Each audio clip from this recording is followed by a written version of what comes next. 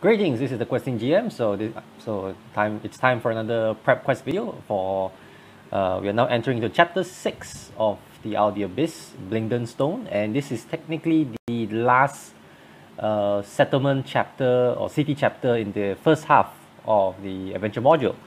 And you know, it's been quite a while since I ran Audio Abyss and for my group, and having to, in preparation for all these prep videos, I basically have to like read through the whole chapter all over again. And after having reread Blingdenstone for, I don't know, for the second or third time since the last time I prepped for it, I actually noticed that this might actually be probably one of the best written chapters of the entire module in comparison with Grotto. So Grotto itself had mainly a lot of had some good content in a way, except that it was poorly organized and poorly formatted together, and that's kind of why there's kind of why there's a lot of complaint about it's very hard to wrap their head, a lot of DMs to wrap their head around Grotto and trying to run a very at least try to find a linear progression for that chapter.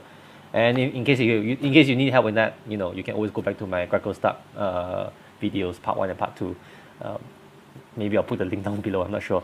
But after finishing that and coming to read Blingdenstone, I would say that Blingdenstone actually is a lot more understandable and a lot more organized. I guess in a way, at least for me when I was trying to prep for this video, that there is a sense of progression going on and moving forward for the PCs to get through certain plot points and finally reaching the climax of the chapter itself, which is the most well-known Battle of Blingdenstone.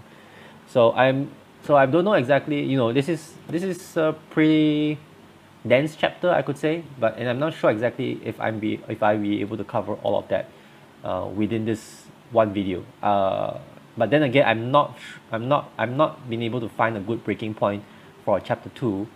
So we'll just see let's just get along and let's just see how far we can go, and we'll see where we stop. Okay, so all right, on to the main events. As always, I'll start with a basic summary, a rundown of basically what the chapter is talking about, different sections, what are the key points to really pay attention to, which is never a substitute for reading the actual chapter itself, which is something I should have said in all my previous videos. But if just in case you just need to get a general idea of where the sections and where the chapters are headed towards, then this is basically the part where you listen to it. Maybe I should start putting some timestamps to just fast forward to the bits where I get into my recommendations and ideas. But anyway, let's get back to the chapter. So Blingdenstone starts in page 95 to page 115 of the Audio Abyss book. That's about 20 pages or so, and that actually puts it in quite a thick chapter in itself. So naturally, as all chapters begin, especially in the settlement parts of the module, the first section would be going to Blingdenstone, which basically just highlights who are the party members within the motley crew in the Prisoners of Valkenvelve who can actually lead the party towards Blingdenstone.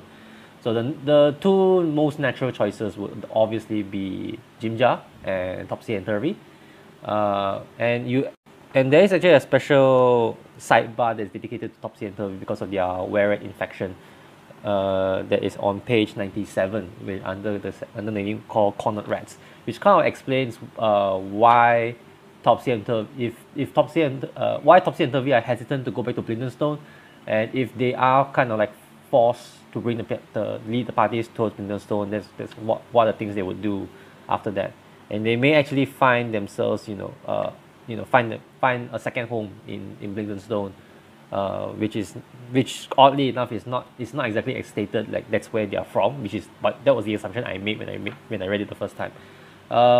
Few other NPCs that could lead the party to Blingdenstone is Eldeth, if she survives in Valkenvelve, the dwarf from Gondogrim. So according to here, I think it says something like because she's a scout of some kind. Oh no, she's in favor of going to Blingdenstone because it offers a route to the surface or to Gondogrim. So that's just a vote in favor, not necessarily a guide towards Blingdenstone. And the last NPC that they mentioned is Glabagul. Glabagul, which is a sentient gelatinous cube found in the Oozing Temple encounter if you actually ran it for your group and your group manages to convince Glabagul to join the party. And his reasoning of going to Blingdenstone is because he senses some sort of calling or pull, towards Blingdenstone. And naturally, as we go down the rest of the chapter, they'll be talking about who's the dominant demon lord influence in Blingdenstone. So after that, within the going to Blingdenstone section, you have the additional rules about the Drow Pursuer rules if you're using those. Basically, it says here that upon entering into Blingdenstone proper, I think it's like within a few miles, if I'm not mistaken. No, it's just they would say entering into Blingdenstone, but as we'll find out later on, how the Blingdenstone area itself is sort of separated, sort of makes it a little bit complicated and a little bit vague. So that's kind of really falls onto your definition of what do you interpret as entering into Blingdenstone. But we'll get that in just shortly after.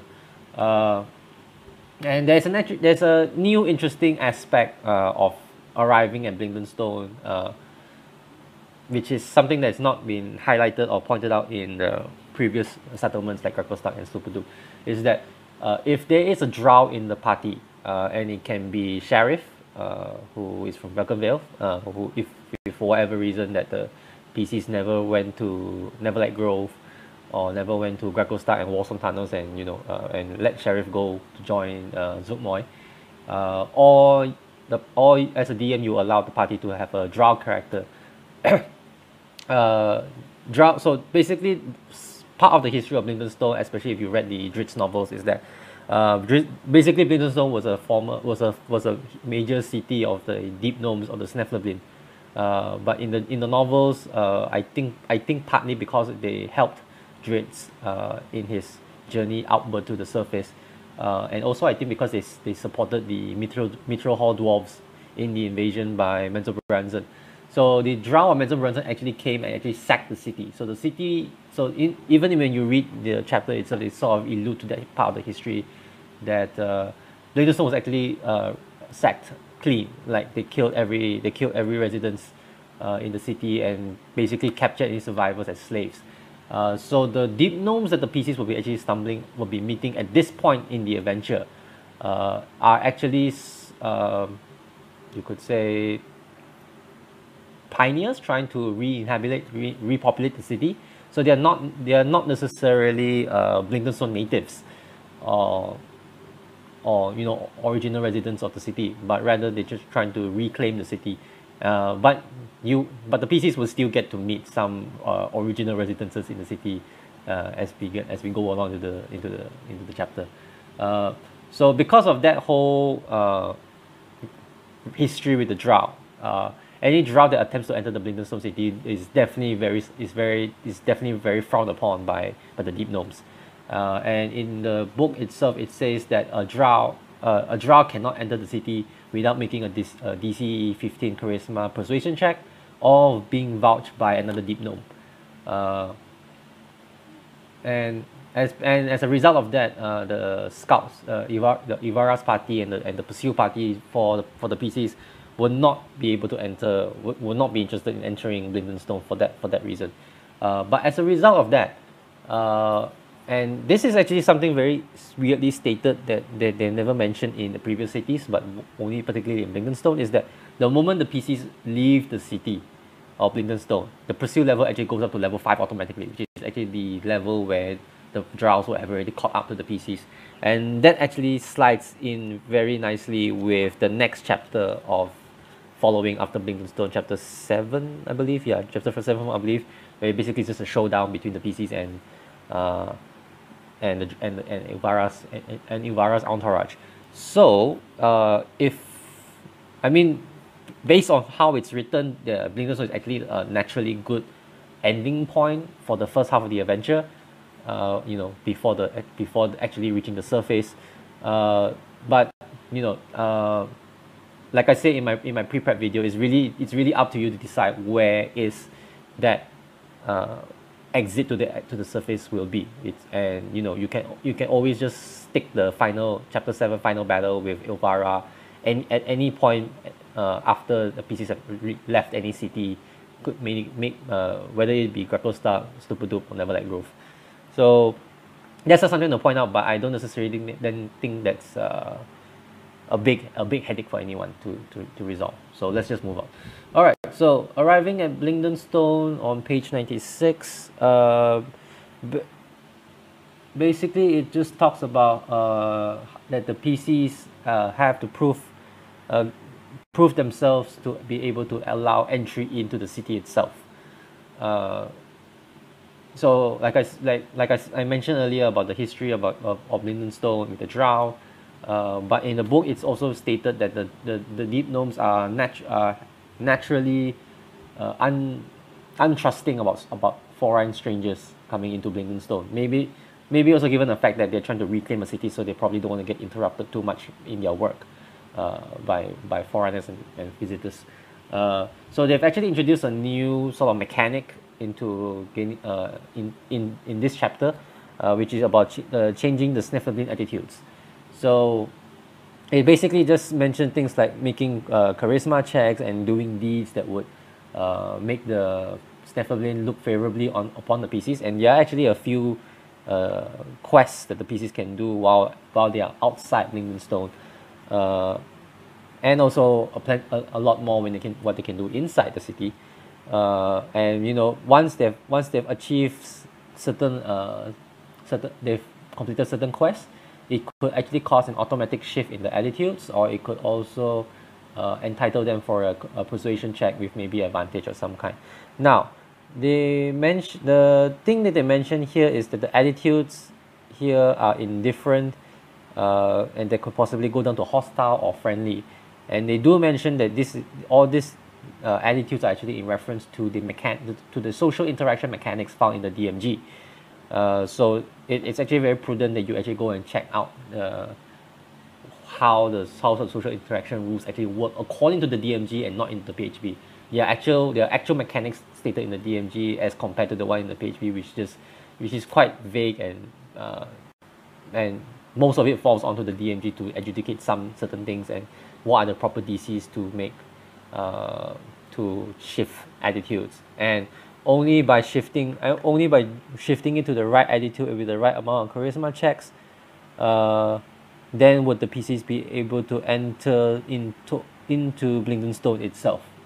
So that's really up. This is a mechanic. To be honest, I felt that was not really well implemented in this chapter. They mentioned things like if you completed certain quests, it would shift the attitude of the deep gnomes. But from my reading for the rest of the chapter is that I don't really find that statement often or often enough to make this mechanic a very important part. Which sounds to me, it does sound important, but but maybe the designers sort of forgot about it, or they didn't make it as important as it sounds.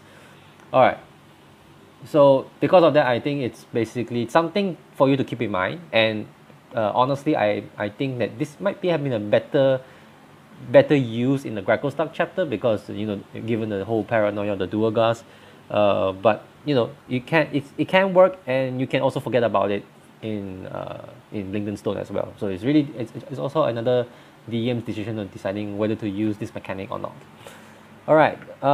So after that, there are some random encounters outside Blingdenstone or upon arriving Blingdenstone.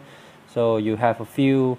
You have drow statues. You have cave badgers. You have elemental vagabonds. You have giant spiders. You have a ghost. You have methods. You have oozers. You have wererats, and you have Zorn. So from this list alone, I would say the Drow statues, the Elemental Vagabonds, the Ghosts, the Mephits, and the Ooze and the Warrants are actually tied towards some of the central enemies and themes within Blingdenstone itself. So you can definitely use those encounters as foreshadowing into what's going to happen in Blingdenstone. But other than that, I mean, the rest could be just XP fodder for the PCs to gain levels up. If the PCs haven't, leveled up to the level that you want them to be. Having said that, and now that I mention it, I don't think this chapter actually explicitly states what level the PCs should be at upon arriving Blingdenstone. And I would say, based on my experience, if your PCs were probably at 5 or 6, they could find some parts of the adventure quite a pushover. Actually, not even easy. It's quite a pushover. Except maybe for the climatic battle, depending on how you want to run it or prepare for it. All right. Now, after the enraging hunters, we will go on to the important NPCs. The important NPCs, oddly enough, they have actually given a very good breakdown of giving a lot of detail more to just a simple table of who the important NPCs are. So, according to the list here, it's Dorbo and Sani Digamatox. Basically, these are the de facto leaders of the new community of Sneffleblins and Deep Gnomes living in Blingdenstone right now. Dorbo I believe is sort of the one who's in charge of security and regaining and reclaiming most of the mines within Blingdenstone itself. And Sani, the wife, is sort of like the quartermaster of the new Blingdenstone, and she's having some trouble finding places for new Deep Gnome arrivals to live in. So that becomes a quest on its own later in the chapter. So, but basically the Digamatox, basically Dobro and Seni are the people in charge if the PCs are looking for someone to talk to, when upon entering the city. The next one is Nomi Path Shutter. So Nomi Path Shutter, it's described here as an Earth Elemental Wrangler. And okay, I should also mention that if you're looking information for the Digamatox, you should go to page 98 under the Leaders of Blingdenstone section. For Nomi Path Shutter, his or her information is found on page 101 under the Stoneheart Enclave chapter, where he basically sort of gives the PCs a quest of trying to find Earth elemental samples of a certain nature, which we'll get to when we reach the Stoneheart Enclave part. The next one is Gurnik Tapfinger. Gurnik Tapfinger is also another priest for a different gnome god.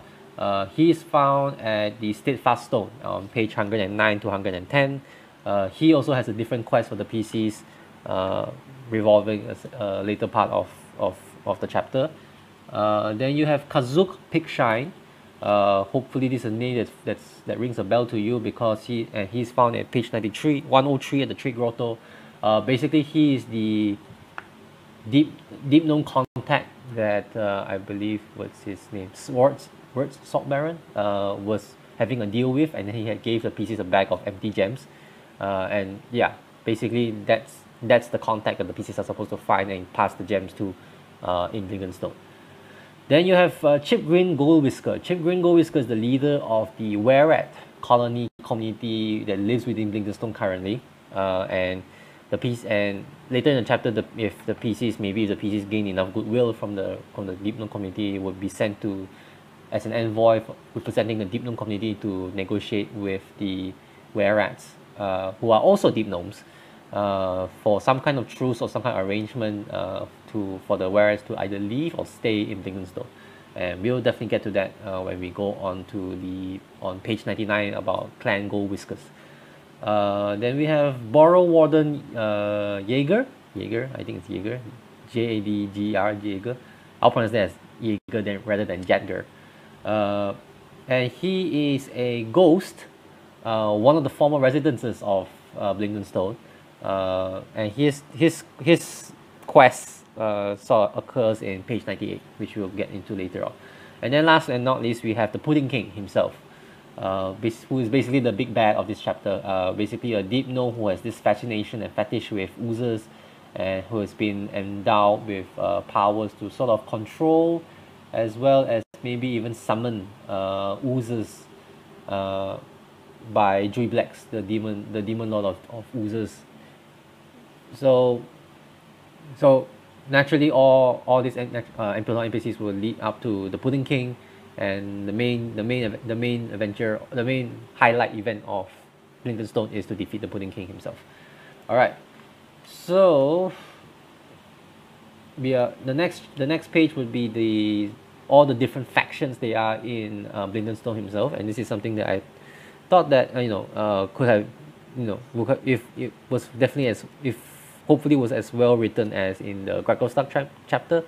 But here they pretty much have these are all the expanded information about the important NPCs that were mentioned, including some that were also who were not mentioned in the important NPCs, but just some NPCs that you want to keep in mind of, that the PCs when you meet in Blingdenstone.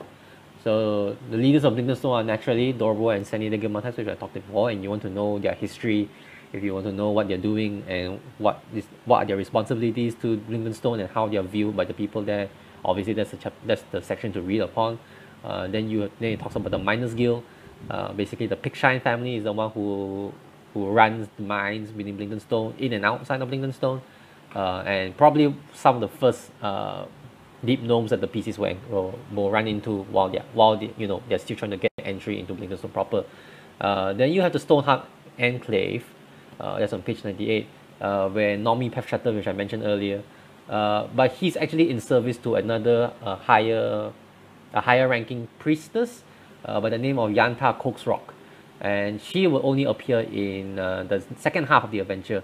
In fact, a few chapters in the second half of the adventure. So she's not here. She's not in Blingdenstone at the moment, but I don't think it makes any difference to switch between the two of them, between Yatra and Nomi, to whoever's in Blingdenstone. I don't think it really makes much of a difference. Then the next faction is the Borrow Wardens. Now that basically gives the explanation of who the Borrow Wardens are. They're basically the sort of defenders of Blingdenstone prior to the attack by the Drow from Menzoberranzan, and they were basically the ones who were wiped out by the Drow, and basically their ghost remain in the city, whether in crypts or within even actual residence within Blingdenstone itself, and that's where they would meet. And that's where the Borrow Warden Jaeger is sort of the friendliest ghost among them that the PCs can stumble into. But also at the same time, they do explain that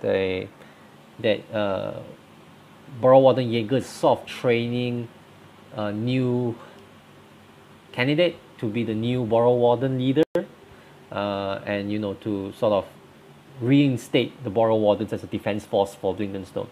So the name of this candidate is a living deep gnome by the name of Trish Adamantopiece. So that's another potential quest line that the PCs that the book could have explored a bit more. Strangely, it didn't, but it's definitely a useful NPC to have around for probably a much later part of the book, which I'll probably talk a little bit on, how to run up towards the Battle of Blingdenstone. Okay, then besides the Borrow Wardens, they are the Ghosts of Blingdenstone, page 99, which basically just talks about the other deep gnomes who were killed by the attack of the Drow. And then after that, you have the Ogremok's Bane, which is on page 99, which basically I think is just a explanation about this sort of elemental dust, a drifting cloud of transparent magical dust. Yeah, it's believed to be sentient, found roaming in the rock-like section of the settlement So yeah, it's basically just that. It's just this sort of magical sentient dust that roams around in a particular section of Blingdenstone, and it's sort of, I believe it's some sort of elemental controlling being or maybe some sort of elemental prince or something or something of that nature, and definitely he has some control over some drow statues that are hanging around in a different section of the city, which we'll definitely be talking about later on in the chapter. And serving under Ogormok's Bane is a Medusa by the name of Nihidra, which you can find out more about her in page 109 under Nihidra's Lair, which is who is basically a drow, I believe. It's a drow matron, or maybe I think drow priestess, who during the sacking of Blingdenstone got caught up in some greed and ended up being trapped. So if to find out more about Ogormok's Bane and what their part of the city is, and how they are affecting the city, it would definitely be best to read up the Rock Blight section, page 107, and the Crystal Garden, 108. Alright, moving on, we have the clan Whisker, like I mentioned, which are the Warrants, which I mentioned earlier, and the main NPC to follow to know about that one is Chip Green himself, who is the chief. And lastly, we have the Pudding King's court. So we have the Pudding King himself, which is, as I mentioned, is a deep gnome, who has also two sort of sentient oozes that he treats as royalty. That's Princess Ebonmire and Prince Livid. I believe Ebonmire is a black, but Princess Ebonmire is a black pudding, and Prince Livid is a grey ooze.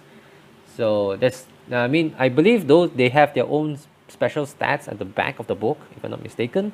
But other than that, there's just nothing else really special about these two oozes other than them having their own things. Okay, no, I don't even think they have their own special stats. So I think the chapter itself just gives like an additional adjustments to the basic stat blocks of black pudding and the grey ooze. So nothing really special there except for who the Pudding King is, and how the Pudding King came to be the Pudding King.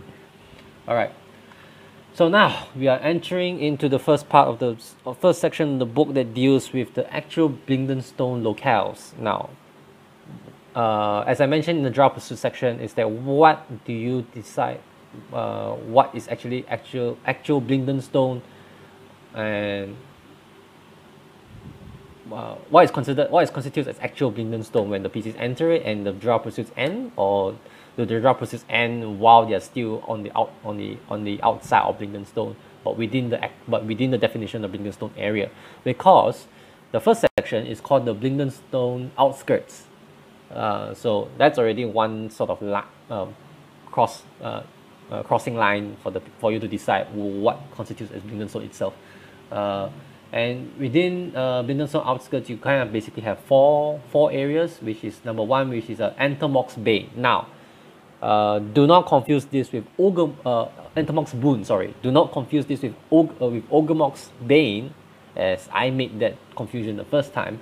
Entomok's Bane is actually a hidden location, a secret location within the outskirts of Blingdenstone, and naturally, you could say a secret location for the PCs to be able to find. Maybe even in the later part of the book. So this is not necessarily a must go, but it would definitely help if the PCs actually are able to find it. And personally, if I ran this chapter, I would have made it quite a necessary component in the sense, because this is the main quest that could give the PCs. I would give my PCs access into the Blingdenstone, into the Blingdenstone city itself, if they manage to find Entomok's Boon. Now, Entomok's Boon basically is just this giant, this sort of natural formation of rocks that contains a summoning circle that can be used to summon Entomok, which is a prince of elemental earth. And also I believe if there are special rules if they summon earth elementals within Entomok's Boon.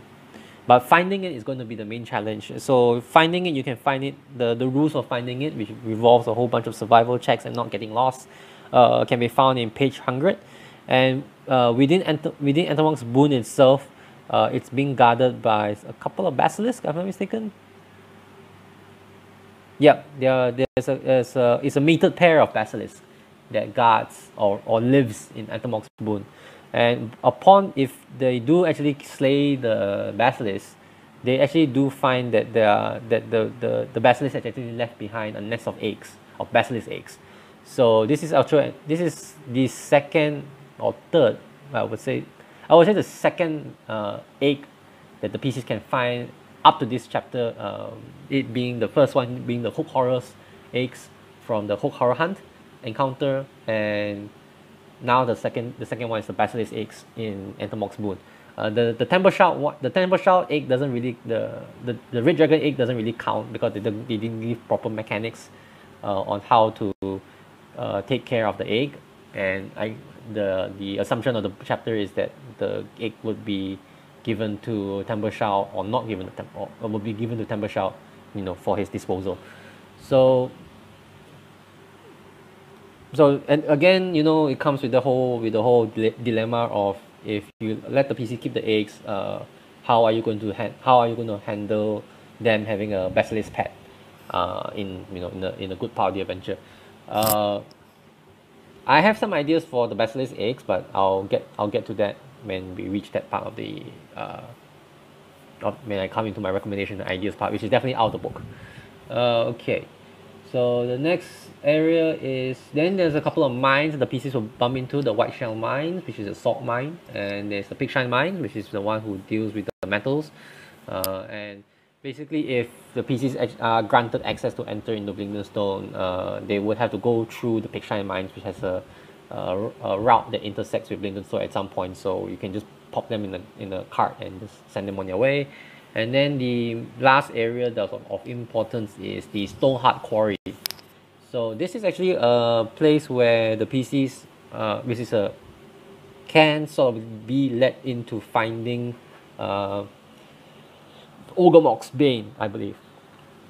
And also probably where they will learn about Entomoc's Boon, if they're so inclined to help out with Nomi Pathshatter, who actually resides who resides or overwatches Stoneheart Quarry, and that's in page 101. Yeah. So Nomi Pathshatter is the right person to introduce the PCs to the idea of Ogormok's Bane, and also Entomoc's Boon. So depending how you wanna lead your PCs around through the nose, and Nomi Pathshatter actually has a special quest for the PCs, in the sense that if they actually do manage to defeat any kind of evil earth elementals, especially in this case being the ones that were affected or influenced by Ogormok's Bane, he would actually be willing to pay for the samples that the PCs can actually recover and bring back to the Stoneheart Quarry, and he's paying at a rate of 10 gold pieces per hit dice. So it really depends if you want to use the random encounters just to throw earth elementals on the PCs, and it doesn't necessarily have to be like exactly earth elementals. It could be earth elemental like creatures.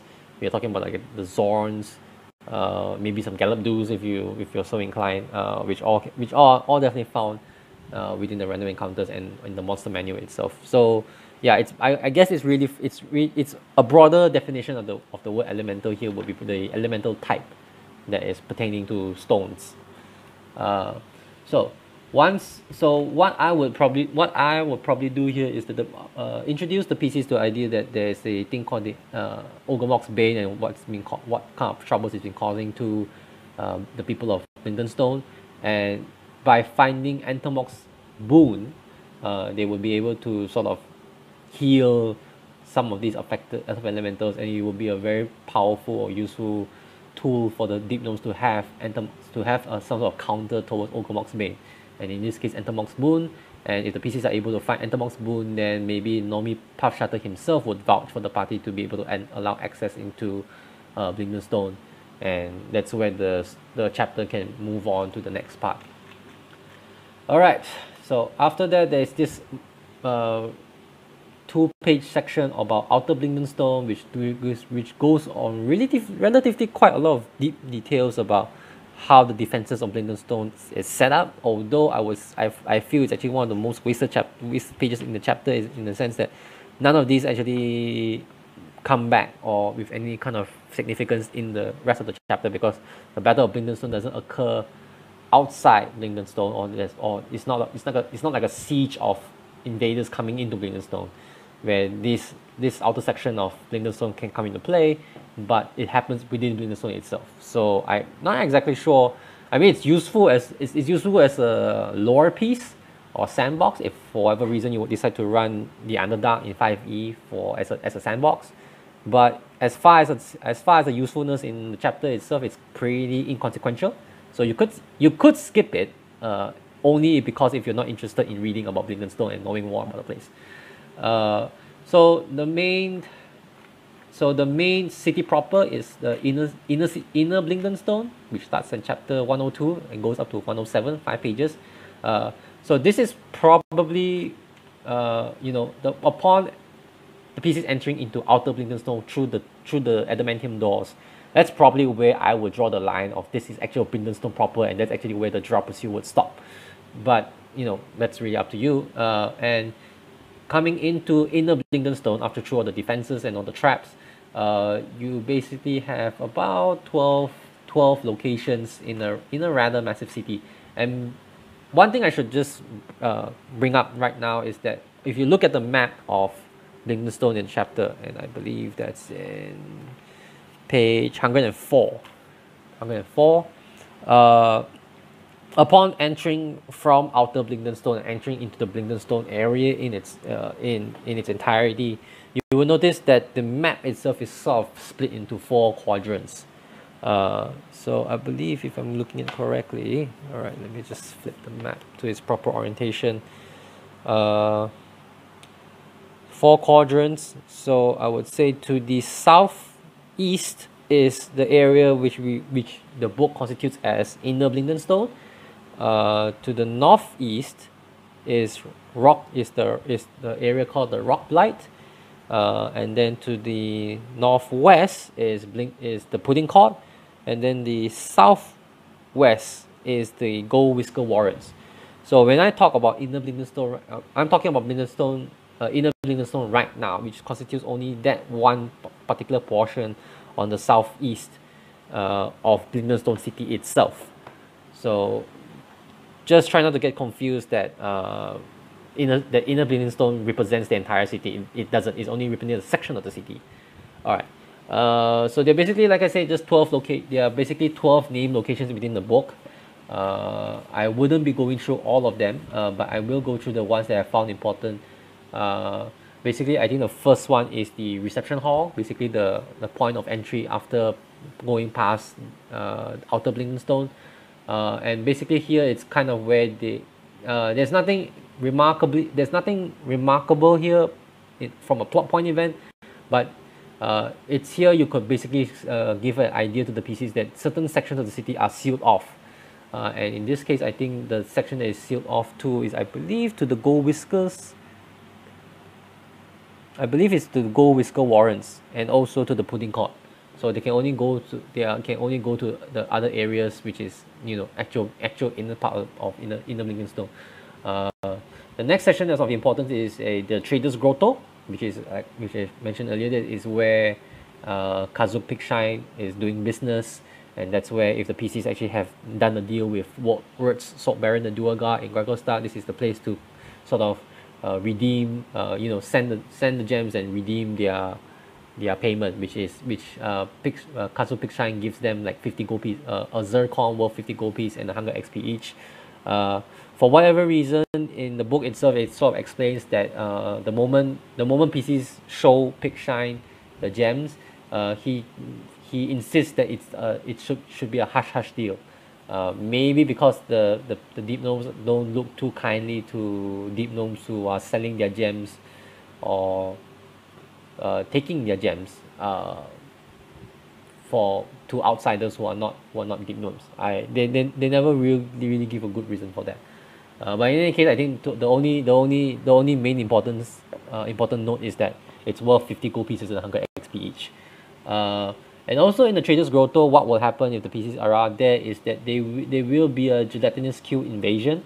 Basically, some gelatinous cube just squeeze through certain pipes or tunnels into the Traders Grotto, you know, where there's a lot of civilians around, and there will definitely be some guards who come and attack to come to deal with the Gelatinous Cube, and you know, probably die along the way, and the PCs can help the defenders, and if they do, they are rewarded with XP, 50 XP each, in addition, on top of what the Gelatinous Cube is worth. And they also get a short sword, a drow short sword, from the Gelatinous Cube, who has, you know, ingested that magical +1 short sword in itself. The next location of importance is the Ruby in the Rough. So Ruby in the Rough is where they will meet a priest by the name of Glyphic Shroomlight. She is a priest of Singonjan Earthcaller, one of the Deep Gnome gods, and it's basically just a temple in the inner Blingdenstone area. But this is beneath the temple is actually a whole set of tombs and crypts. So the crypts and tombs actually serve two purposes. Number one, this is actually the resting place that Pelek from the Warsong Tunnels, if you remember, the Deep Gnome ghost in Bupido's shrine. This is the resting place that where he wants his crawling claw to be put to, and that will complete that quest. So if they do manage to get the crawling claw in the Warsong Tunnels and bring it back to here in the Ruby in the Rough or Blingdenstone, and you know, maybe see some rights, that quest will be considered completed, and that will be worth 100 XP. And this is also the same place where the PCs will actually meet with Borrow Warden Jaeger. And Borrow Warden and this is actually where you can introduce the Borrow Wardens and can introduce the ghosts who are living in Blingdenstone.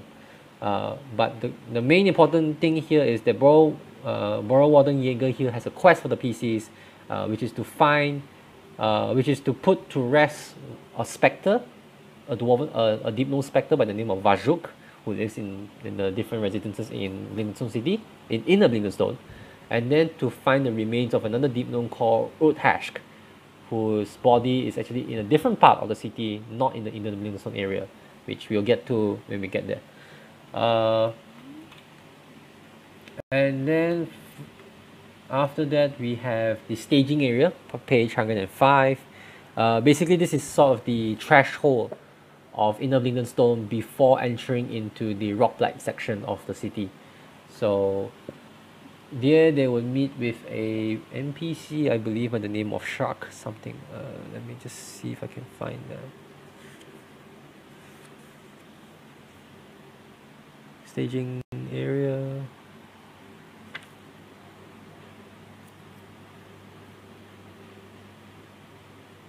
Shark X Barrel, basically one of the guards of one of the Deep Gnome guards who is stationed at the staging area to guard any entry from Rockblight, and basically obviously any entry towards Rockblight as well. Basically he would commission the PCs to enter into Rockblight to kill the Medusa who lives within, at least find out information about her. So if the PCs find out information about her, he will give them 15 gold pieces per character. If he manages to kill the Medusa and bring back proof of her death, then he will pay them 1,000 gold pieces. So coming back later on, when the PCs do explore the residential caves within inner Blingdenstone, that's still on page 105, I believe. Yeah. So in the first in Borrow Warden Jaeger's quest to find Vajuk and find Utash, the first Vajuks can easily be just, the PCs can immediately go into the residential caves to find Vajuk, and the idea here is to defeat the Spectre, and depending how difficult a Spectre fight can be for a PC of their level upon arriving in Blingdenstone. But after defeating Vajuk, the PCs can actually search that house belonging to the Deep Gnome and actually find some rubies, which is worth about 250 gold pieces each. So that's the easy part of the quest. The harder part will be actually going to the Rockblight section to find Uthash's remains. Then we have the next section of importance is the Speaking Stones, another temple run by Gurnik Tapfinger, and this is where he introduces the PCs to another important quest within the rock blight area. So up to this point, we have basically three quests that happens within the rock blight area that can be acquired within the Blingdenstone area. So number one is the Husk Remains by Burrow Warden Jaeger. Number two is the staging area where Shark X Barrel offers the PCs to kill the Medusa that lives within the rock blight area. And then we have Grinning Tapfinger in the Stoneheart, in the Speaking Stones Temple, who asks the PCs to bring a certain spell gem to a temple within the rock blight area and cleanse it. So basically, this Grinning Tapfinger, the temple that Grinning Tapfinger serves, is actually within the rock blight district, and he's asking the PCs to sort of help him cleanse that temple and by using the spell gem that he provides. So the instructions of how to use the spell gem is provided here, and also in the actual temple, which is called the Steadfast Stones, in the rock blight section, which we'll get to later on. And then the last important location is the Diggermatok Hall, which is where the PCs will meet with the Diggermatoks, both Senni and what's his name? Dorbo and Senni Diggermatok, and this is basically the best place for the Deep Gnomes to give a big introduction about what's happening in Blingdenstone, what's the history behind Blingdenstone, what's happened within Blingdenstone, and what are the Deep Gnomes trying to achieve right now at this moment in time. So that's kind of the best place where you can pour all the expositions and plots on the PCs about Blingdenstone history and lore. And if they talk to Diggermatok here, he basically offers them two quests, or there are basically two quests here. One is Operation Ooze there. Basically, he talks about there's this incursion of oozes coming into the city and accumulating in the northwestern part of the city, which is where the Pudding King's court is. But he doesn't know that. He doesn't actually know there's a Pudding King. He doesn't actually know what's causing the oozes to come into Blingdenstone. So he's just looking for information about what's about the Pudding King's court. And if they are successful and give him any kind of useful information, he will award them with a spell gem of the highest spell level a spellcaster in the party can cast. So that's actually a pretty big reward, especially with these spell gems. The second quest is Operation Exterminate, and this is the one where he sort of tells the PCs the Deep Gnome's position about the Warrants, the Gold Whisker Warrants who live in the Gold Whisker Warrants section of Blingdenstone. And in his mind, he is just seeking extermination. He just wants to get rid of the Warrants so that they can open up, so that they can reclaim those places for the Deep Gnomes to live in. And he's just seeing them as a nuisance at this point. He sees them as a threat and a pest to the Blingdenstone community. So this is actually kind of where the PCs can sort of subvert a little bit of the expectations of the Deep Gnomes, and maybe even get a lot of goodwill and favor out of this, in the sense that rather than trying to chase away the Warrants, they could actually try to form an alliance between the Warrants and the Deep Gnomes and form a united front against the Pudding King. But Dorbo Diggermatok doesn't see that way at this point. He's more concerned about his current community right now, and doesn't see the real threat of the Pudding King yet. So this is kind of where you can just throw the PCs to let them decide which one they want to do first. You can go to the Pudding Court, or you can go and talk to the Warrants, like make that a choice for them. And in whatever order they decide to go with to do first, may actually change their mind about how they report back to Dorbo Diggermatok about the Warrants part in Blingdenstone. All right. So the other sections that I didn't mention, I'll just briefly talk about. There's a tavern called the Foaming Mug. There's like a bardic amphitheater of some kind called the Singing Stones. And they're also like I believe, there's a barracks, and there are just like cultivation caves and caves of, can't remember where the caves of Clatter was. I think that's where they summon all the earth elementals. But you can read up all that. I mean, when I read them, I didn't find anything particularly important. So you can just read it up just to make sure that you didn't miss anything. Alright, so the case of collector is basically where the weaponsmiths and armorsmiths are manufacturing their stuff from the mines. Alright, so now let's get on to the next section of Blingdenstone City, which is the Rock Blight, which is found on page 107 to which goes all the way to 110. So as I mentioned earlier, there are three main quests that happens within the Rock Blight section. So the first one is finding Urta's skeleton or remains, and that can easily be found within the abandoned residences within Rock Blight section, and that's basically it's just a matter of going around some deep searches. The ghosts of Urta that they encounter within the residences is actually hostile, and he will attack the PCs. So I guess the only response that the PC can give is to just defeat Urta and then claim his skeleton and then just bring it back to the Ruby in the Rough for burial, and then that will complete Burrow Warden Jaeger's quest, and that would just grant them the XP and rewards as it should. And then there are a few areas which are also not significantly important except for some minor encounters and treasure, such as the Overlook, which has some gargoyles, and they only put 2 gargoyles and 1 insane earth elemental. So remember, an insane earth elemental here is the bounty that the Stoneheart Quarry wants. Nomi Pathshatter wants to study, so that's the one that can bring back to him and get their reward for there. And 2 gargoyles actually would not be a big challenge to a larger size party and a higher level party as well. So you may want to adjust your encounters around that. And if the PCs actually do defeat the Earth Elemental, they actually do gain a magical item of the Earth Elemental Gem. So that's one magical item that the PCs can get in Blingdenstone as well. Okay. And then we have the Crystal Garden. So the Crystal Garden, I think there's nothing really special here, except there is a petrified deep gnome by the name of Vort.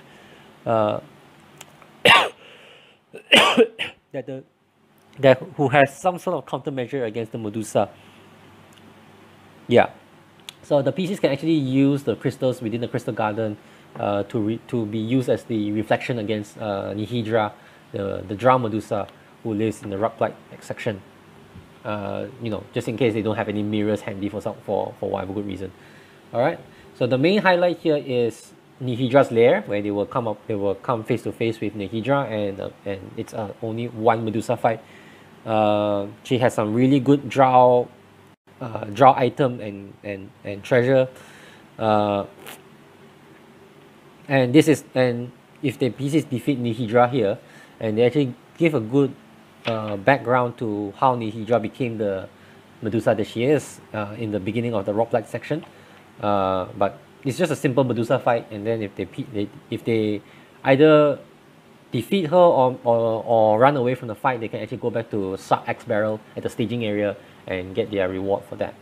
So that's nothing significantly difficult. Then moving on, we have the Drow statues. So the Drow statues are basically is an entire garden of petrified Drow, also possibly petrified by Nihidra herself. And this is also where, if they defeat all the Drow statues, this is where Ogomok's Bane will appear, who is the one who's sort of controlling the petrified statues to become animated statues. The stat that is used for the Drow statues is the animated armor stat from the monster manual. You may want to substitute that for a harder monster, depending what you're looking for, depending how powerful your party is at that point. Because animated armor is not necessarily a very difficult fight, and Ogomok's Bane himself doesn't seem to appear to have any stat block.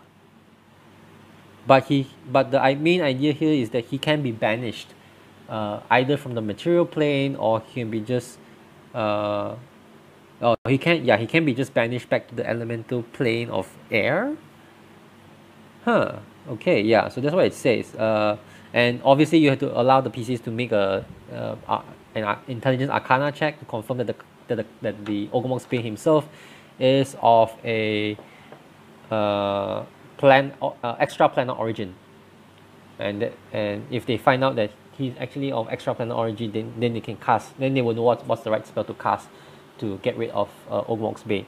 So getting rid of Ogumok's Bane is actually a pretty big deal within the chapter of Blingdenstone itself, because it sort of frees all the infected earth elementals within the city itself, and that's actually a very important task to be completed leading up to the Battle of Blingdenstone against the Pudding King. So so if they do actually manage to banish Ogumok's Bane, and it says here to the elemental plane of Earth, the parties each get 150 XP each. Alright, and lastly, the last important location of the Rock Blood area is Steadfast Stone, which is the temple that what's her name? That Gurnik Tapfinger asked the PCs to cleanse with a spell gem. So basically, in the temple itself, there are basically a lot of these stone menhirs, and the PCs are supposed to deposit the spell gem that's given by Tapfinger into the menhir, and it will activate basically 3 earth elementals, and upon defeating each elemental, it will be replaced by a Gallop Door, and upon all 3 Gallop Door, once all three other Gallop have sort of secured the area, then the entire temple itself will be cleansed, and there will be a halo effect on the place, and then Tapfinger would sense that the temple has been cleansed. So that's the completion of that quest, and that will be worth 200 XP each for restoring the temple upon when they have returned. So that's the Rock Blight area, and that's basically the 3 main quests that the PCs will have to be able to complete while they're there. And there could be the stuff of 3 sessions or maybe 1 session, depending how long your sessions are. Alright, now moving on to the third section of Blingdenstone is the Gold Whisker Warrants. Now the Gold Whisker Warrants is also a relatively thin part of the chapter. It only runs about 1 page, 110 to 111. There's really not a lot of anything interesting of note that happens within the Gold Whisker Warrant, except when they meet with Chipgrin, and they are brought to Chipgrin's Rise, and basically that's where Chipgrin would sort of talk to the PCs about what the Warrants are thinking of in Blingdenstone, and the important thing here is that the Warrants are the one who recognizes the threat that the Ooze and Pudding King poses to the entirety of Blingdenstone. And Chipgrin himself actually knows who the Pudding King is, so he is the right NPC to sort of give the description of who the Pudding King is, who actually turns out to be a exile or outcast deep gnome who came along with the Digomatox, and because of his fascination with oozes, he somehow gained some kind of power to control over them. Chipgrin doesn't exactly know this is caused because of Driblex, but he's the one who recognizes that because of Chipgrin, that's why the oozes are all coming towards into Blingdenstone. And there's actually, depending what sort of proposition that the PCs come to negotiate with Chipgrin, whether to chase them out or to exterminate them or to form an alliance. The Chipkin's bargaining chip is that he knows who the Pudding King is, and maybe the PCs were smart enough about it. They could just bring that information back to the Digomatox, and then they could arrange another meeting between Chipgrin and the Digomatox to form an alliance. So this is actually a very delicate diplomatic mission that the PC can play out in Blingdenstone, and therefore there's a lot more variety to it than it looks. So try to make maybe if your PCs are into that sort of thing, maybe give them a bit of opportunity to have some intrigue within Blingdenstone rather than just kill this, cleanse that, take this, find that. That's those kind of quests in Blingdenstone. But if all else fails, if for whatever reason the negotiation just falls apart and falls through, and the Warrants decided they would just leave Blingdenstone, which was their actual intent all along, even without the PCs having to tell them to do so, because of what they see in the oozes and the Pudding King. They would have just left through a secret tunnel. That's also explained in the book itself. So there is a fail state in case that the PCs the things don't go well with the Warrants. So now we come to the last section of Blingdenstone City, which is the Pudding Court. Now the Pudding Court itself doesn't have a lot of important things to happen in terms of what's supposed to happen within Blingdenstone, but it's basically just rooms and rooms of oozes. And it's basically the entire gallery of oozes there are in the monster menu. The black puddings, the grey oozes, the orchid jellies, the gelatinous cubes, and then there's even a gibbering mouther somewhere in the mix who's managed to infiltrate himself among the oozes. And they're basically just different rooms. There's a house center which basically houses this gigantic royal sphere, a gigantic halo sphere, where basically the ooze have just stuck themselves into. Then there is a ruined stockade where they used to pen up animals, I believe. Yeah, they used to keep their deep roughs, basically Underdark cattle. But it's basically been taken over by oozes. And then lastly is the throne room itself, which is I believe this is the actual throne room of Blingdenstone, where the king and queen of Blingdenstone actually reside in before. But he's obviously been taken over by the Pudding King, and basically that's where he is, along with his two royal oozes, Princess Ebermeyer and Prince Livid. So this, just gaining entry into the Pudding Court plays into the ooze there, Operation Ooze there by Dorbo Digomatok, which is just to scout out the area and find out what the real threat of the oozes in Blingdenstone. And that's already solving one part of the quest. And after talking to Chip Green, then only the PCs will be able to realize like the massive scale of the oozes that are actually residing within Blingdenstone and the real danger they poses, and they could actually overrun the entire, they could actually overrun the Deep Gnomes and the Warrants separately if they are divided in that way. And even if they are united, they may not necessarily make this an easy. It will be a battle, and that's why the last section of the book is called the Battle of Blingdenstone. So the Battle of Blingdenstone is not about locations, but it's basically an overview of what the different each of the factions in Blingdenstone, in this case being the miners, the Digomatoks, the Stoneheart Enclave, the ghosts of the Snaffling ghosts, including Burrow Warden Jaeger and the Whisker clan, have thoughts about the ooze threat. And basically it's really up to the PCs to try to negotiate or make consensus between all the groups of how they can participate in preparing themselves to defeat the Pudding King and the oozes. And this comes down to the final and probably the most important part of the chapter, which is the task list, and that's found on page 113, 114, which basically states that what are the things that the PCs can do in order to sort of make the Battle of Blingdenstone easier, or as part of preparation for Battle of Blingdenstone. So the first item, as I've already mentioned, is finding Entomoc's Boon, which is at the outskirts of Blingdenstone, and I would kind of have like railroaded my PCs to find Entomoc's Boon before they can even enter into Blingdenstone, into inner Blingdenstone itself. So that would have been like an automatic success already on the PCs on the task list. The second one is actually to cleanse Steadfast Stone, which is the Gurnik Tapfinger quest, which is to defeat all the 3 of elementals and regain control back of that Temple of Rockblight. And naturally, I would think that, you know, in order to gain safe passage back into the steadfast stone, you would have to clear out like the Nihidra and the Drow statues and Ogormok's Bane, so that the temple is actually usable to the community.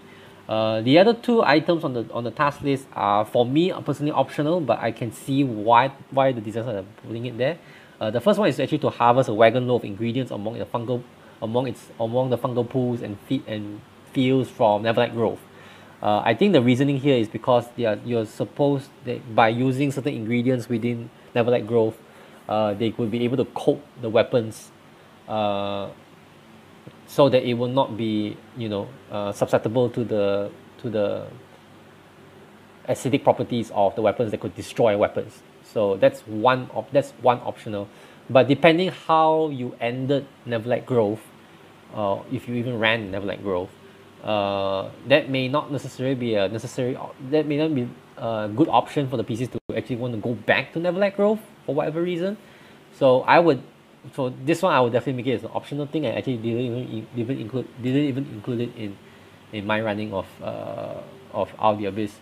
The second optional one is escorting a shop shipment from the mines, and remember there is a salt mine on the outskirts of Blingdenstone, run by the White Shell mines. The White Shell mines run by the Scrape Dust family, and you can send that shipment of salt back to Grotto and trade that for weapons, for Dugal made weapons, you know, just to arm the army of Blingdenstone and Chip Green and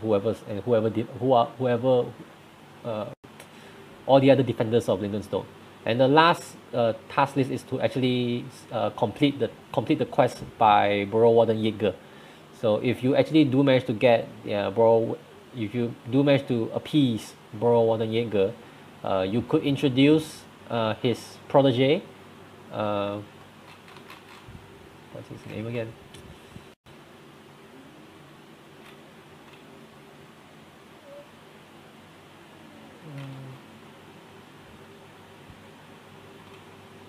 Yeah, basically the protege, Trish Adamantlepiece. Yeah, you can introduce Trish Adamantlepiece as Burrow Warden Jäger's successor, and he can form a special unit of Burrow Wardens and, you know, reinstate the glorious order of defenders, and maybe you can make them like a more improved stats, deep gnomes that will fight against the oozers, and, you know, in that subsequently make the fight a little bit easier for the deep gnomes.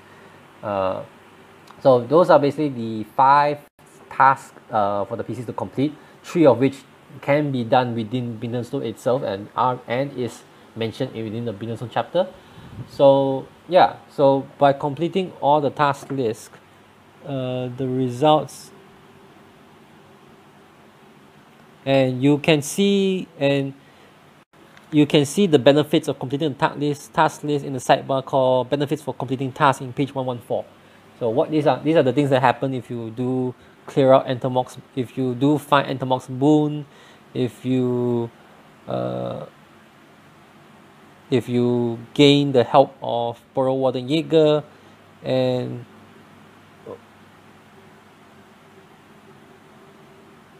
yeah, that's about it, I guess. And maybe an additional idea is that if the PCs manage to negotiate an alliance between the Gold Whiskers and the Diggermatox to work together to fight against the oozers. So lastly, we come to Cry Havoc, which is basically the attack of the entire Blingdenstone community against the Pudding King. Basically gives you ideas on how to run the fights, how to sort of roll random encounters before the PCs can reach the Pudding King, and then the final fight with the Pudding King himself, which he has to go through the two oozing royalty, Princess Ebermeyer and Prince Livid. So they are basically just adjusted stats, and the main takeaway for this one is actually there are some spell books hidden within one of yeah there's when Princess Ebermeyer dies, the Black Pudding disgorges a pair of spell books, which has a very impressive list of spells that the PCs can actually use and copy, and they're actually pretty important.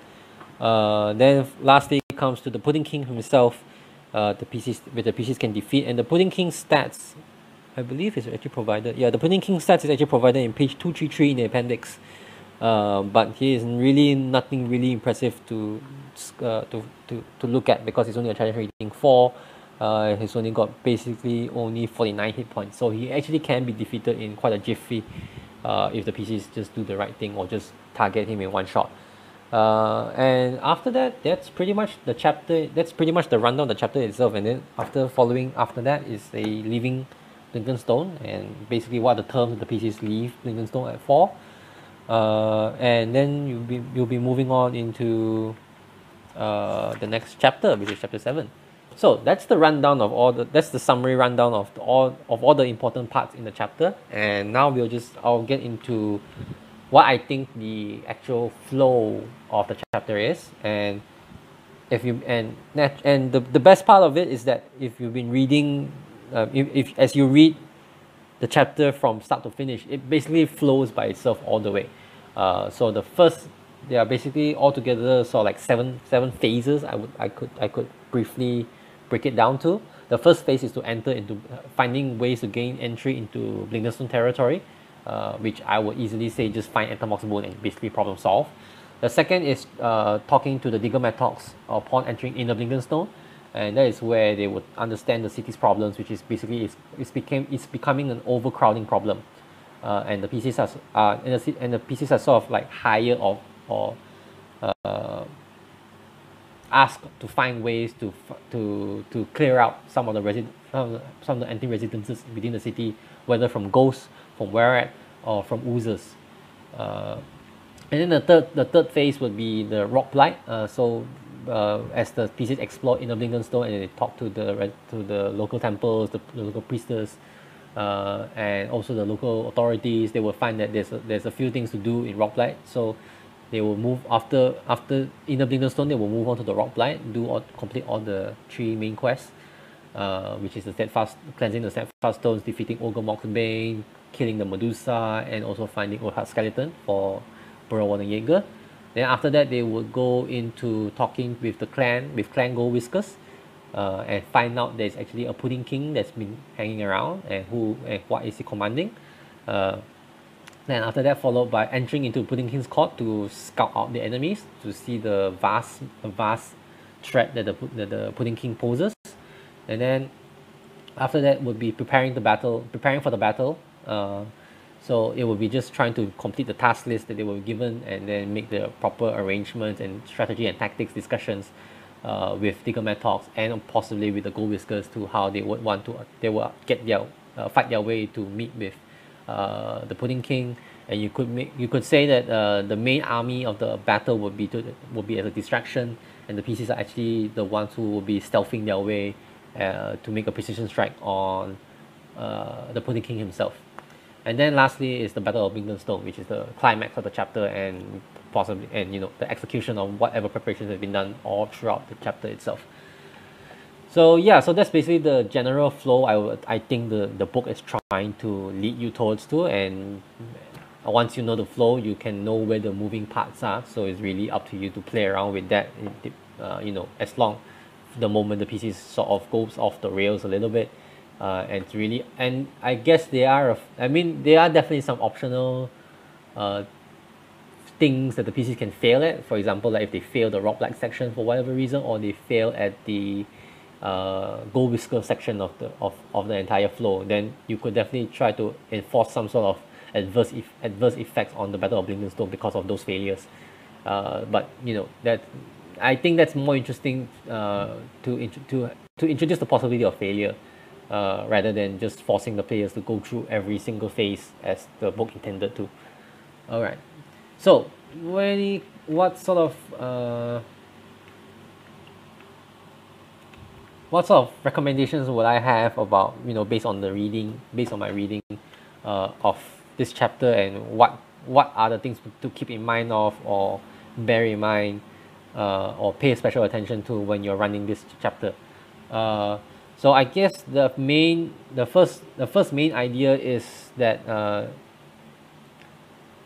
the moment the pieces enter into inner Blingdenstone, present the dilemma straight to the PCs of what is the main trouble of Blingdenstone, and it's not the Pudding King, or it's not the it's not the threat of the Pudding King. It's actually the sense of the Digger Methods trying to reclaim the city and also repopulating the city. So this is one of the recurring themes or problems that the book sort of mentions over and over and again, is that the city is reaching the current residences of Blingdenstone is actually reaching sort of kind of critical point in terms of population. There's not enough places for the PCs to live in, and there's good reasons for that. It's because, number one, first of all, they basically abandoned or avoided all the haunted residences in Blingdenstone. So to control all these ghosts, the PCs will either be forced to deal with the ghosts one by one, or at least, or in a more story sense, you could say, the moment they can get Borrow Warden Jaegers on their side, he will be able to control all the ghosts, or at least command all the ghosts, whether by respect or by history, to sort of let the other deep gnomes live in those caves without bothering them. And maybe you could say that's also their last tie to the prime material, to the material world, to the material plane, before they would willingly move on, is to be able to defend Blingdenstone from one last invader before they are put to rest. And then the second cause of the overcrowding is clan gold whiskers, because obviously clan gold whiskers occupy a good portion of the city itself, and the deep gnomes need that space to put their new arrivals and population into it. And there is a tension between the gold whiskers and the deep gnomes, in the sense that the gold whiskers wants to stay and not be exterminated as pests, but they also think that if they are not able to get rid of the Pudding King, then they will have reason to leave, and that would actually endanger the deep gnome community, who don't know anything better about what are the dangers of the Pudding King poses. So there is actually plenty of good reasons why the Gold Whisker clan and the Deep Gnome should work together rather than not. And lastly, then obviously the last cause is the Pudding King himself. Because if he launches his attack on the Deep Gnome community, there wouldn't even be a Deep Gnome community to begin with, full stop. And also because they occupy a very good area to of Blingdenstone itself. What I did for that one is, after they defeated the Pudding King, I sort of, as a good closure to the Blingdenstone chapter, is that I basically made the Digger Methods the king and queen, the new king and queen of Blingdenstone. So that's actually something that the PCs felt like they've done certain achievements of doing good in Blingdenstone, and actually making a change to Blingdenstone because of their deeds.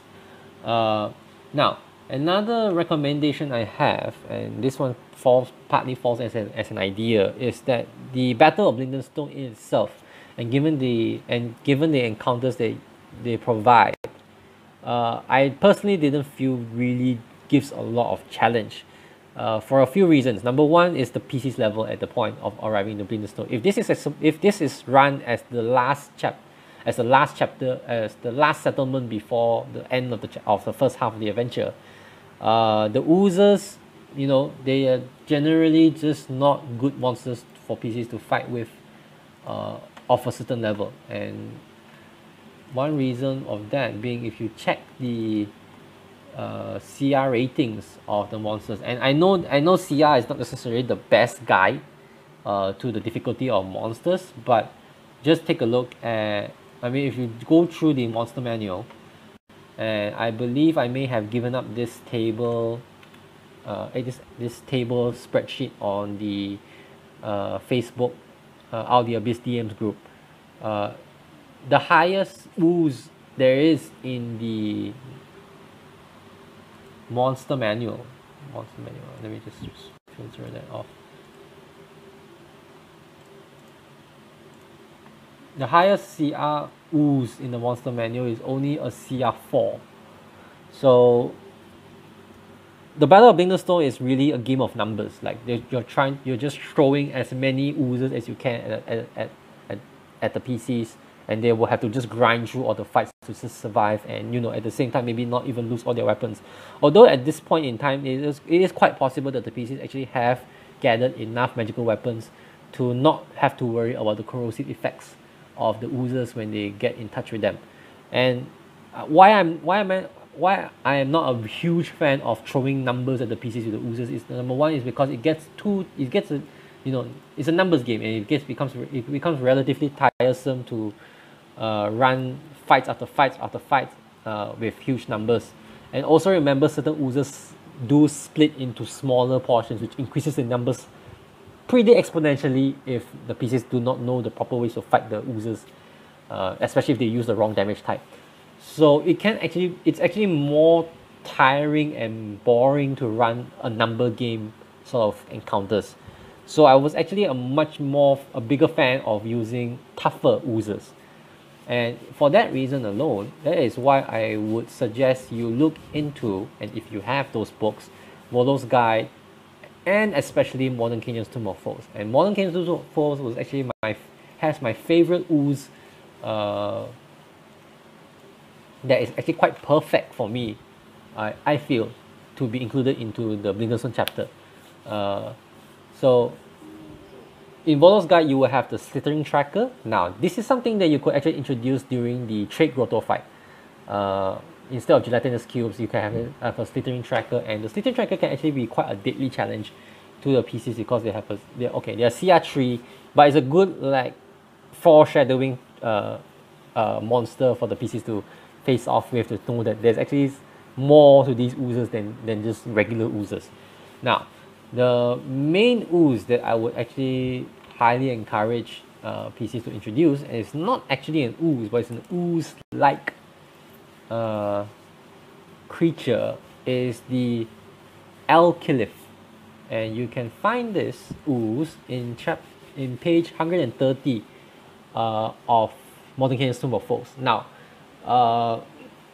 if you don't have the book, if you don't have the book, I can't help you with the stat block. We're gonna have to find that through other means. But the lore of the lore of the Alkyliph is very interesting to me, is because that it actually attaches itself to doorways or windows, and it actually turns and it just expands itself in, like it spreads itself across the space provided by the doorway or windows, and it actually becomes a portal to the abyss. So that actually increases the stakes of defeating the Pudding King like tremendously high, and I would think that actually suits a high level party to really see the importance of why do they need to defeat the Pudding King. Because if they don't, it basically there's an open portal from the abyss, and there will be not only oozes that will be pouring in, but also demons. So the urgency it immediately puts an urgency to the PCs and the community and the Blingdenstone community to defeat the Pudding King, is because they need to close this portal ASAP, or else it's just going to be spells huge trouble for the entirety of Blingdenstone. And the interesting thing is the Alkyliph is actually a CR11 monster, so that's actually a very good boss fight, I would think, if your party is like say level 7 or 8 at this point in the adventure when you're going in. And that's actually I think that poses a really good challenge. You could definitely reduce the number of normal ooze fights as the PCs are making their way towards the Pudding King, and make sure that the party is of significant strength to fight with the Alkyliph, and save the day literally. And if you think the Alkyliph at CR11 is probably a bit too powerful of a threat to throw at your PCs, then another suggestion that I would actually make is you can actually make the Pudding King a victim of an Oblex. So the Oblex is a new monster that's introduced in Modern Kingdom's Tomb of Foes as well. You can find the Oblex stats in page Oh great, I didn't save the page number. Let me see if I can. The All Blacks is in 217, and there are actually even All Black spawn as well, also provided in, which is a new kind of ooze that the PCs can also meet. I mean, the Modern Kingdom Pool also introduces, and the All Blacks is definitely a lot more scalable than the Alkylith. It can be an adult or it can be a elder All Blacks, depending which but how dangerous you want to make the Pudding King is. So the adult All Blacks is CR5, and the elder All Blacks is CR10, which is still not as powerful as the Alkylith. So you could definitely introduce these two oozes from Modern King's Tomb of Foes, and it would definitely change the power level, the danger encounter danger level of the Battle of Blingdenstone in that sense. So yeah, definitely look those up if you. When I was running out of the Abyss, Modern Kingdom Tomb of Foes wasn't out yet, but when the moment I read the Alkylith and the All Blacks, I would say these two definitely fit into the Blingdenstone chapter naturally as a glove. All right.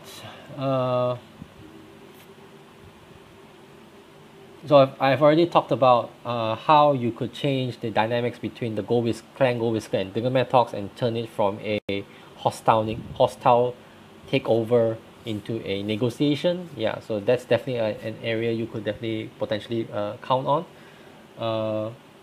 And the next possible idea here, recommendation here is how to make use of the changing Stephanie attitude mechanic. The doing the right quest, and then which allows them to make a potential charisma persuasion check to improve the attitudes of the deep gnomes. I think that there's a few things you can do with this mechanic which I didn't use, but you're just throwing it out there for your consideration. Is number one, you could maybe only introduce you can only allow access of the PCs to certain quests based on the attitude of based on the deep gnome's current attitude to the PCs.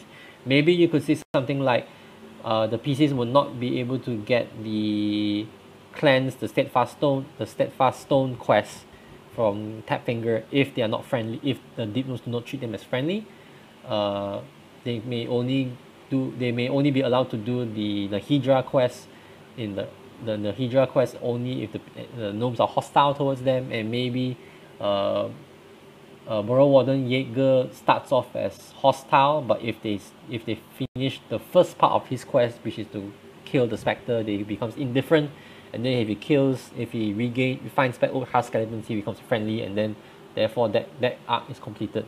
You could definitely spend some time to try to find the places where the shifting of the deep gnome attitude unlocks certain things that would be useful to the PCs, and give them that sense of satisfaction and achievement and progression. But that may sound like additional work to you, but if you're looking for ways to make use of it, then these are some of my recommendations. And the ultimate reward of reaching friendly, and maybe even beyond that, and maybe even getting some boons, the DMG boons from King and Queen Digomatox if they become King and Queen, is that the deep gnomes will give them the final way out from the Underdark, because they know the way to the surface. So you could draw a chart a progression for the PCs to achieve to that point. That's what they are. That's by unlocking different quests, which leads to better shifts of attitudes. Then it will all culminate in the deep gnomes giving them the way out from the Underdark. Or otherwise, if the PCs complete the Battle of Bingham, which naturally I would think, like, if the PCs defeat the Pudding King, for whatever part of the chart progression, they should be given the ultimate reward at the end, which is the way out. All right, now some out of left field ideas you could throw in. There's really not a lot, because I think personally for me, the Blingdenstone chapter is written to be pretty well self-contained, and things that could happen in Blingdenstone does happen in Blingdenstone. So I don't really have a lot to offer in this idea, except maybe for real random ones. But like I said, I always throw out these ideas for your own consideration and take it or leave it for what it's worth. Now, if you're looking for a tie-in, especially this section about one of the tasks involving getting materials and ingredients from Neverlight Grove to coat their weapons against the corrosive effects of the oozes, you could actually say that if the PCs actually do end up leading Sovereign Basilia from Neverlight Grove, you could actually take them and lead them into Blingdenstone. Now that could complicate the entry into Blingdenstone, because now the PCs not only have to vouch for themselves, but also have to find someone to vouch for the Myconids. But on the upside is that if that allows for that task to be completed, and there are definitely areas where the Myconids can sort of foster growth of certain fungi that would be useful to the deep gnomes. So this could be a potential tie-in, which I've not experimented with when I ran Out of the Abyss, but that's a possible idea that you could actually build towards a were-rat Myconid deep gnome colony in the Underdark, and that'll be a story to tell. Now the salt part, the salt task list, for me, I don't see any real having read this section of Bingham and the connection between Woke Salt Baron and the Pig Shines, you could say that maybe if the PCs do negotiate, like if they, instead of making Word Salt Barons sell the gems to Kano Pig Shine for the gems, you could say that he's trying to get a salt deal from the White Shell mines in Blingdenstone. And you could change the quest instead of meeting with Kazu Pig Shine, the PCs are supposed to meet with the family who runs the White Shell mines and seal the deal so that they can actually begin trade between Greco-Stark and Blingdenstone. That's one possible way, because in return, Word Sword Baron could trade weapons and send the weapons back to Blingdenstone just in time for the battle of Blingdenstone in case. But all this you would have to sort of implement these as the PCs enter into Greco-Stark first before Blingdenstone. So that's, or you could also make that the quest where the PCs travel from Blingdenstone to Greco-Stark for that reason. Okay. And okay, the last idea, which is for me, is the best what to do with the Basilisk Eggs when the PCs find them in Entomoc's Boon, on the outskirts of Blingdenstone. If you're not keen on the idea of the PCs hatching the eggs and having basilisk pets, you could still let the PCs keep the eggs and let the egg be useful in the second half of the adventure, when the PCs actually have to go to a place called the Graven Hollow Library. And in the one way that the PCs can only get into the Graven Hollow Library is through a ring, and it requires a basilisk guide, who's a little strange, I think, because he can talk, and you could say that you could use the eggs as sort of an offering to this talking basilisk, who then becomes like a single parent to the eggs, and that's the payment that he accepts for guiding the PCs to Graven Hollow Library. So that sort of gets rid of the headache of having the PCs having access to basilisk pets, and also giving significance to the finding the basilisk eggs on a later part of the adventure. So that's my other idea of how you want to deal with the basilisk eggs in Blingdenstone chapter. So this wasn't as long as I thought it would be, which is good. So I've basically completed all my coverage of Blingdenstone and my ideas as well. So yeah, so I guess that's all from me for tonight, for chapter 6 of the Abyss. I hope whatever you hear on this video right now is useful to you, helpful to you in any kind of way. You can let me know in the comments if you are so inclined. And I guess that's it for me for tonight. And next video is obviously the end of the first half of Out the Abyss. That one shouldn't be a real challenge to go through, which is chapter 7, and that's called Escape into the Underdark. So this is the Question GM signing off for now, and I'll see you in the next one. Okay, bye.